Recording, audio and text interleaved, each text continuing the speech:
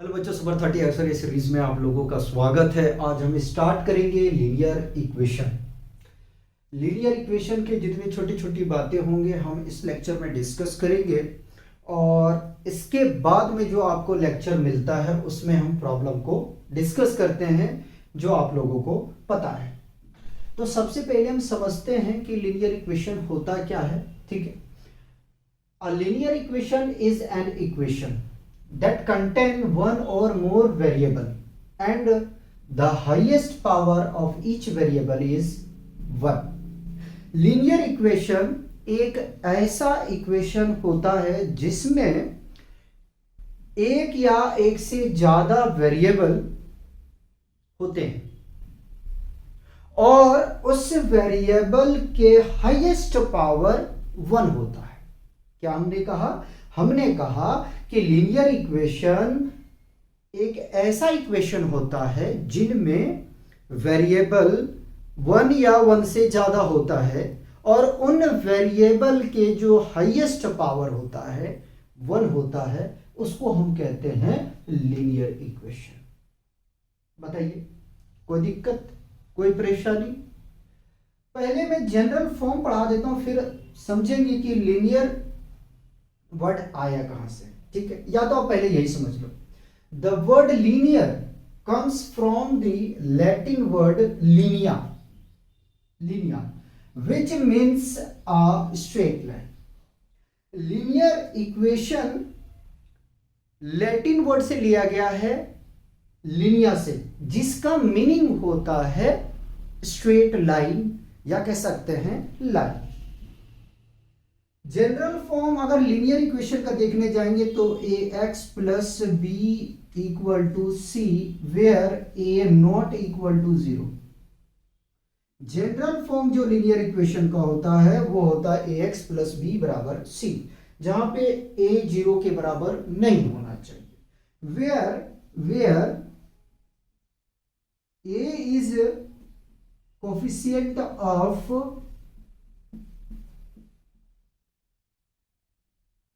x and b comma c equal to constant। b और c क्या होता है? कांस्टेंट होता है। ठीक है, इक्वेशन होने के लिए शर्त यह है कि इक्वालिटी होना चाहिए। इक्वालिटी होना चाहिए।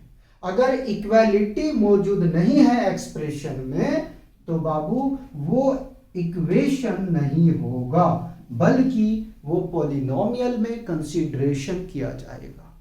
ठीक है, अगर इक्वेशन होना है चाहे 1 वेरिएबल का हो, 2 वेरिएबल का हो या 3 वेरिएबल का हो, तो जरूरी यह है कि उसमें इक्वालिटी मौजूद होनी चाहिए। और अगर इक्वालिटी मौजूद नहीं है तो वो इक्वेशन नहीं कहलाएगा। ठीक है, अब हम बात करेंगे कि लीनियर इक्वेशन कौन है कौन नहीं है। भाई वो पहले आप लोगों को क्लियर कर दो। तो मैं कुछ एग्जाम्पल के थ्रू से आपको समझाने की कोशिश करते हैं। हमने लिया कि y माइनस 2 बराबर -1 है। क्या ये इक्वेशन है? तो आप चेक करो कि इसमें जो वेरिएबल है उस वेरिएबल का हाईएस्ट पावर अगर 1 है तो लीनियर इक्वेशन होगा।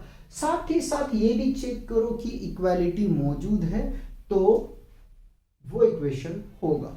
ठीक है, तो देखो बाबू, इसका वेरिएबल का पावर देखने जाओगे तो 1 है, मतलब हाँ ये इक्वेशन है। ठीक है, आगे में 2x माइनस 3 या प्लस 3 ले लो इक्वल टू -4 है। क्या ये इक्वेशन है? आप बोलोगे हाँ सर ये इक्वेशन तो है, क्योंकि जो वेरिएबल का सर हाईएस्ट पावर है वो 1 है, तो सर ये लीनियर इक्वेशन होगा। ठीक है, एक और एग्जांपल देखो, और क्या हम कहें कि z plus 2 equal to -z+2 है। जरा चेक करो, या इसको माइनस ले लो। ठीक है, इसको माइनस ले लो तो अच्छा रहेगा।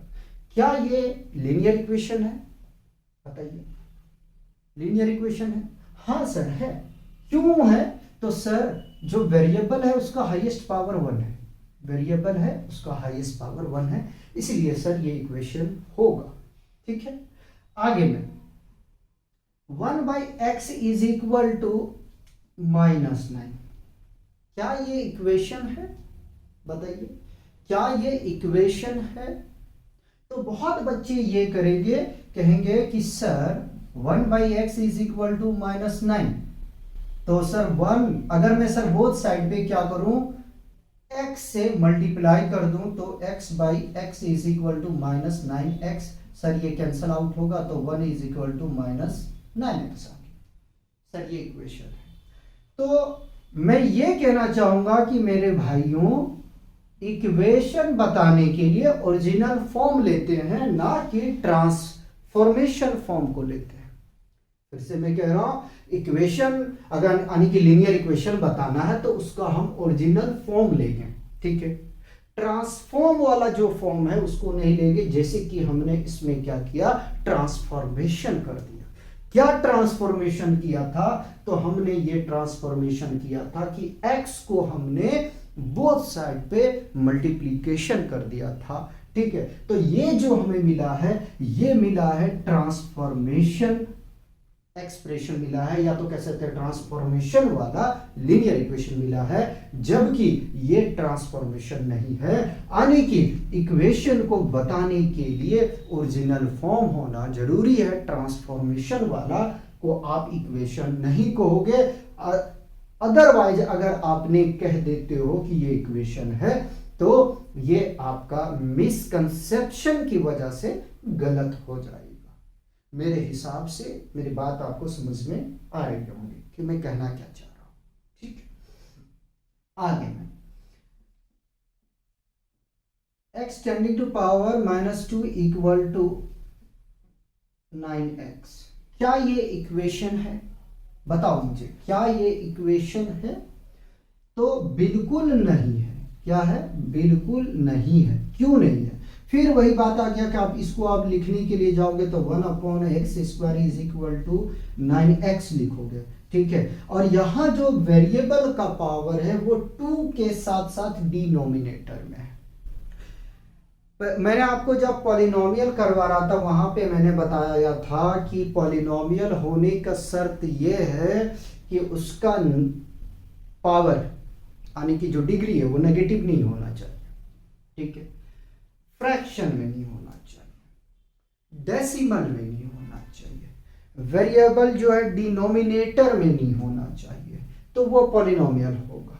ठीक है, सिमिलर आपको इक्वेशन के लिए लेके चलना है। ठीक है, तो बाबू ये आपका जो है लीनियर इक्वेशन नहीं है। आगे में चलते हैं, √x + 2 इक्वल टू -1, क्या ये इक्वेशन है? ये मुझे बताओ, क्या ये इक्वेशन है? सर नहीं है। क्यों नहीं है?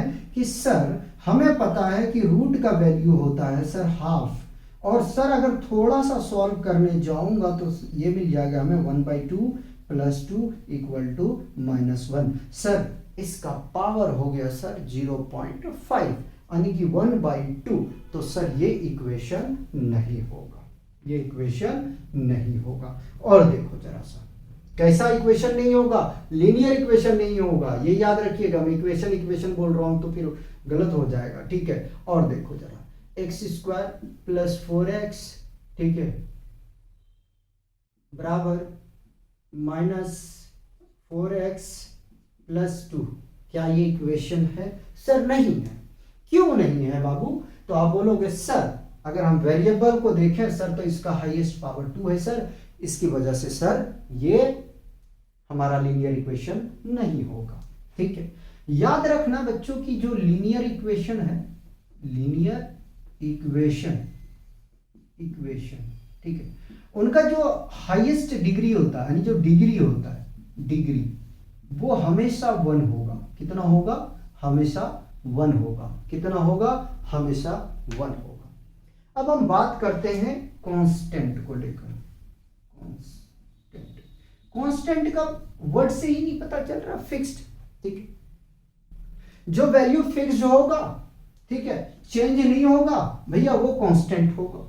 ठीक है, टर्म की मैं बात नहीं कर रहा हूं, कांस्टेंट की बात कर रहा हूं। ठीक है, जो लीनियर इक्वेशन में वैल्यू होगा वो क्या होगा, फिक्स्ड होगा, वो वेरी नहीं करेगा, चेंज नहीं करेगा, तो वो कांस्टेंट कहलाता है। उसी प्रकार से अगर हम बात करेंगे वेरिएबल का, ठीक है, वेरिएबल, तो वेरिएबल्स में हम क्या कह सकते हैं, तो वेरिएबल्स में हम ये बोलेंगे कि जिनका वैल्यू बार बार चेंज होता हो, जिनका वैल्यू बार बार चेंज होता हो भाई, वो वेरिएबल है। ठीक है, वेरी करेगा, जैसे कि x आ गया, y आ गया, z आ गया, s आ गया, r आ गया, p आ गया, q आ गया, etc, ये सब क्या है, वेरिएबल। और कांस्टेंट में क्या, 2, 4, -3, -6, etc, ये सब आ जाएंगे कांस्टेंट में।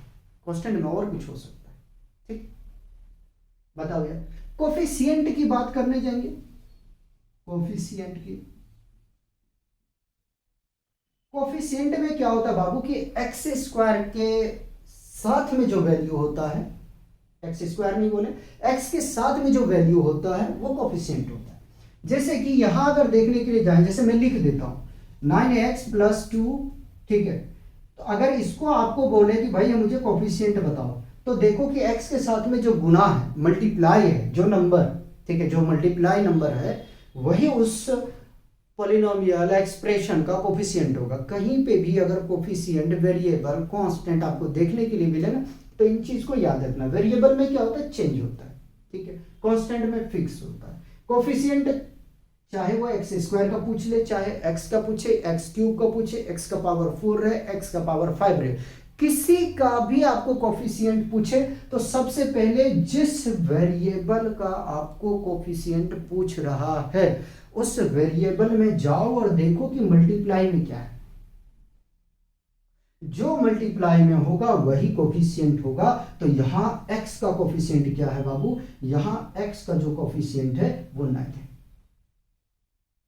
ठीक है, अगर मैं और थोड़ा सा आपको समझाने के लिए जाऊंगा तो यहां से मैं लिख लूं क्या, 2x + 3, तो भैया x का कोफिशिएंट पूछेगा तो क्या आ जाएगा सर, 2 आएगा।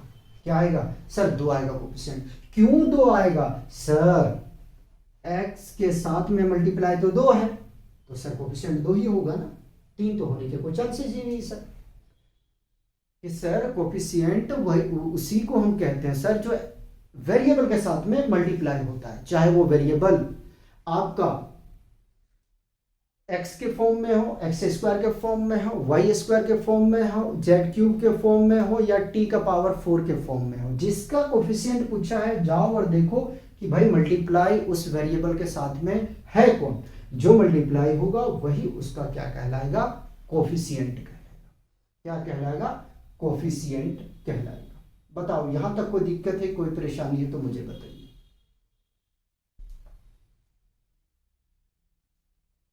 बताइए कोई दिक्कत है, कोई परेशानी है यहां तक तो आप मुझे बताएं। नहीं होना चाहिए ना, कुछ और चीजें करवाते हैं, जरा ध्यान दीजिएगा। पहले मैं इसको रफ करता हूँ।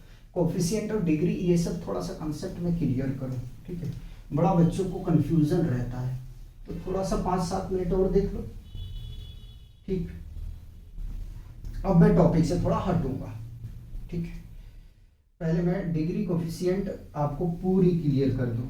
ठीक, आइए जरा सा concept of degree, concept of degree वो हम करवाते पहले आपको, उसके बाद कंसेप्ट ऑफ कोफिशिएंट।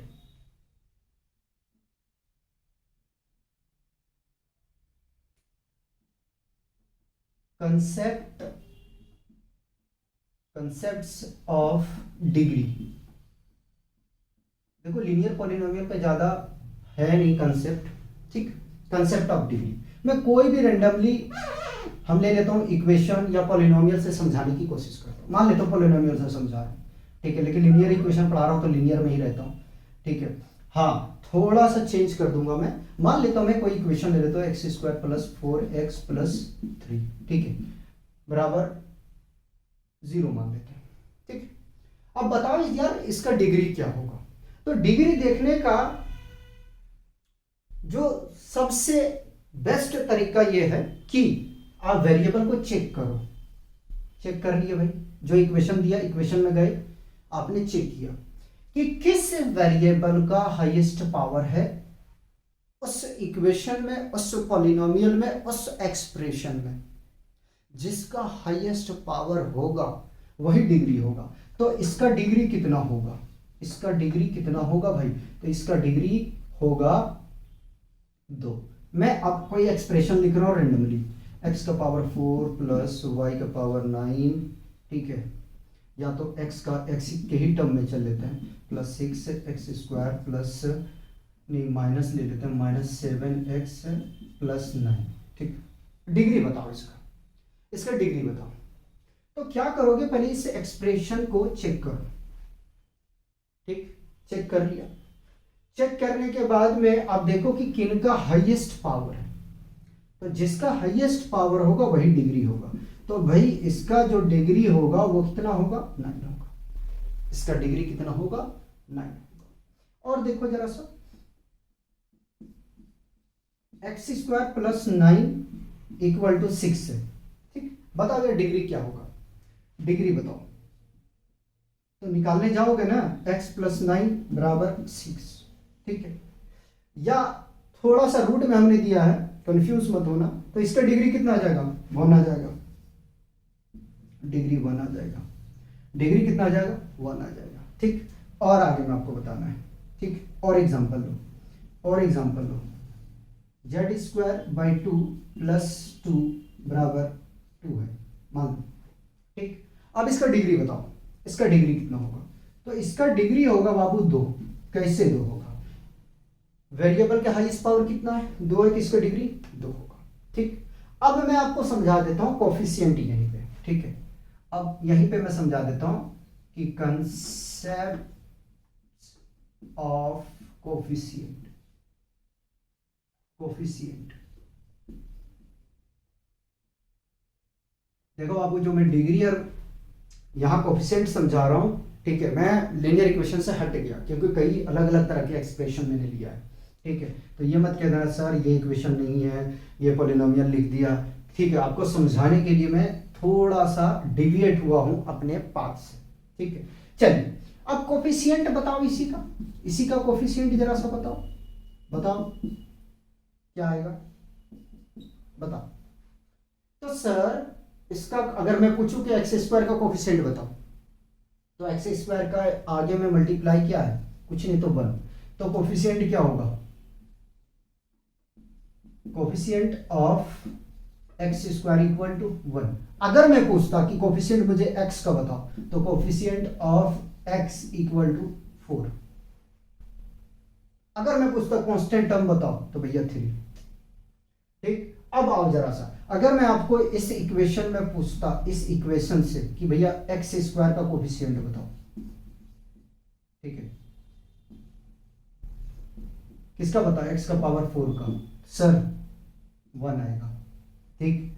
अगर मैं पूछता कि भाई x का कोफिशिएंट बताओ, तो कितना आता, -7 आता।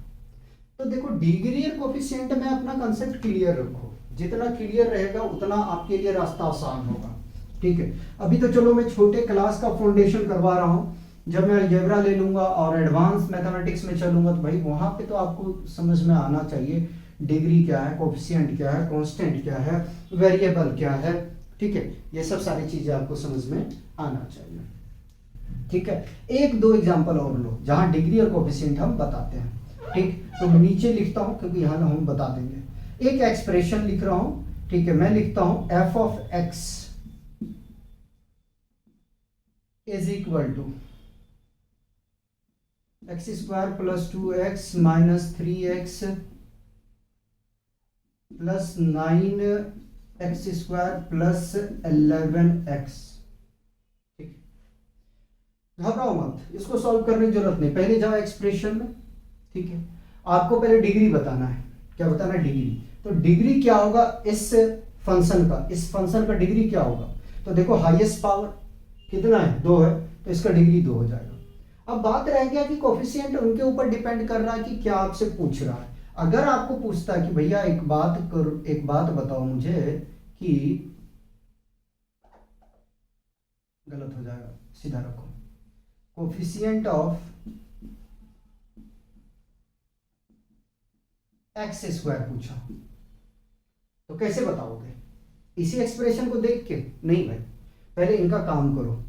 कितना आ जाएगा? 10x² प्लस और माइनस, तो सब्ट्रैक्ट करोगे भाई -x आ जाएगा, प्लस 11x, यानी कि इन दोनों जोड़ के घटाओगे तो आपके पास में मिल जाएगा 13 में 3 चला जाएगा प्लस 10x, कुछ ऐसा बन रहा है। तो एक्स स्क्वायर का कोफिशिएंट पूछा 10, अगर कोफिशिएंट आपसे पूछता बाबू की x का बताओ तो भी 10 आता, क्योंकि इसका मल्टीप्लाई में कितना है? 10 है। कितना है? 10 है। इसकी वजह से इनका जो कोफिशिएंट कितना होगा? 10 होगा, लेकिन डिग्री कितना होगा इनका? 2 होगा। बताओ, यहां तक कोई दिक्कत है, कोई परेशानी है तो मुझे बताओ। नहीं होना चाहिए, ठीक है। एक छोटी सी बात समझ लो, ठीक है। अगर मान लो कोई हमने जनरल फॉर्म लेते हैं लीनियर इक्वेशन का, ax प्लस बी बराबर सी। अगर मैं b को शिफ्टिंग करूंगा राइट हैंड साइड पे तो उसको कहते हैं ट्रांसपोज लेना, ट्रांसपोज करना। तो हम इसको लिख सकते हैं ax is equal to c minus b, और हम यहां से x की वैल्यू निकालेंगे तो c minus b divided by a आ जाएगा। क्या आ जाएगा? a आ जाएगा, ठीक है। तो जब हम किसी वेरिएबल या कांस्टेंट टर्म को, उनकी प्लेसेज को हम चेंज करते हैं तो हम कहते हैं भैया ट्रांसपोज कर दिया हमने, ठीक है। क्या कर दिया? ट्रांसपोज कर दिया, ठीक है। क्या कर दिया? ट्रांसपोज कर दिया। कोई दिक्कत है, कोई परेशानी तो मुझे बताओ, ठीक है बच्चे। तो आज हम लोग यहीं रोकेंगे, मिलते हैं नेक्स्ट लेक्चर में। तब तक आप लोग एंजॉय कीजिए, पढ़ते रहिए और अपना ध्यान रखिए।